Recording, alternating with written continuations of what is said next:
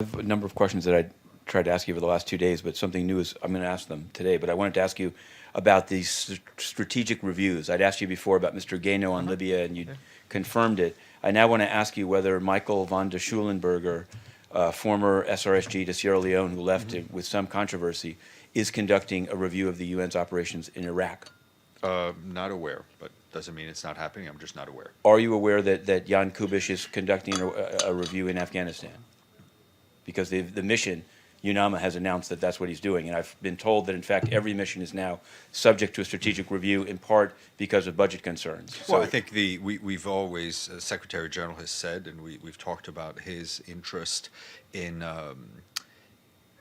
seeing how we can bring costs down, whether it's on use of flights or his request to managers to see how they can cut costs and relieve some of the budgetary pressure. But I guess my question is, like on the Guehenno one, I'd asked you, you said you didn't know, then somebody brought in a piece of paper. Is there what's the system for him disclosing, especially for people that are not currently UN staff, that they've been hired as consultants? If I find out more, I will. If I find out more, I will let you know. So this is one of the questions that I'd asked you in writing about the situation in the Rif region of Morocco. Now there's more than 100 allegedly detained, and now allegations of torture of some of those detained.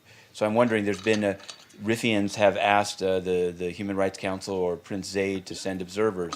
And I'm just wondering, since a week ago you said you hope to have something from DPA. Is DPA aware of this? Are they watching this? And what do they have to say about it? As I said, if I have any comments to make on this particular situation or any other situation, I shall make them. Obviously, if people appeal to the Human Rights High Commissioner, you should follow up with them. Sure. And I wanted to, earlier this year, you'd said that DPA is watching the situation in Zambia, where the opposition leader, Mr. Hichilema, had been put in jail. He's now been moved to a maximum security jail, and 48 members of parliament have been suspended and can't enter the parliament building. So it seems to be getting worse than it was before. Has DPA continued to follow this? Do they have any comment on this? We're obviously aware of this particular situation, and our comments made at the time stand. Sure. I wanted to ask you, in Turkmenistan, when the Secretary General met with the President of Turkmenistan, I did see his speech, and it did refer to human rights, but there's been a lot of talk about these 18 people that were sentenced to 25 years in jail after a 2-hour-long secret trial. And I wanted to know, can you say whether this issue was raised by the Secretary General? Secretary General, I think, raised the issue of human rights in Central Asia, both in the speech he gave to the Shanghai Cooperation Council, and I think in the speech that he gave yesterday, which was on counterterrorism, which was very explicit in his call for smart policies in countering terrorism, which means promoting human rights. The issues that the Secretary General raises in bilateral conversations remain issues that he raises in bilateral conversation. I'm not going to go into details. And can I ask you, on Cameroon, I'd emailed you this in advance of the thing yesterday. I wanted to know whether Mr. Lansana Fall, because in reading the written report, it referred to things as if the turning on of the internet ended the issues, and in fact, things continue. That there's a bishop, Jean-Marie Benoit Bala, who's now the church, the formal church there, says that he was murdered. So I'm wondering, did this come up in the closed-door briefing by Mr. Fall? Can Mr. Fall have a press conference or a stakeout as Parfait did? Is there some way to know what his thoughts are? We'll see what we can get. All right, I'll go get our guest. Thank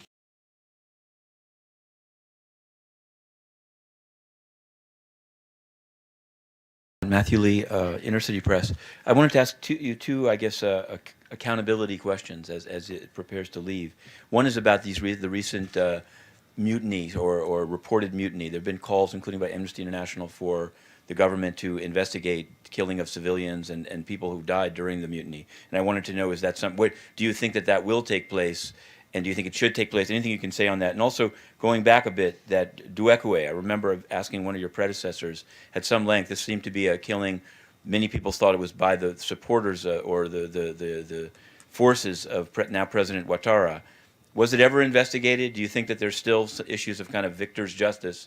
And will those be addressed, or can there be peace with that not addressed? Thanks a lot. Thank you very much. Yes, indeed, some movements from soldiers have occurred in Cote d'Ivoire. I think if I'm not, if I'm, no, it is the fourth time it occurred. The first one was in 2014, and the last one in May. So, indeed, some people have been killed, and the government is investigating. I know that the investigation is ongoing with regard to that. Now, with regard to what happened in 2012 in Duekwe, you know that from that time, at any moment, each year when the Security Council would renew, his mandate, it appeals to the authorities of Cote d'Ivoire to really move forward with regard to the investigation. It is what also we kept on doing in the country. Those investigations, they fall under the authority of the country, and we kept on calling on those investigations to be organized.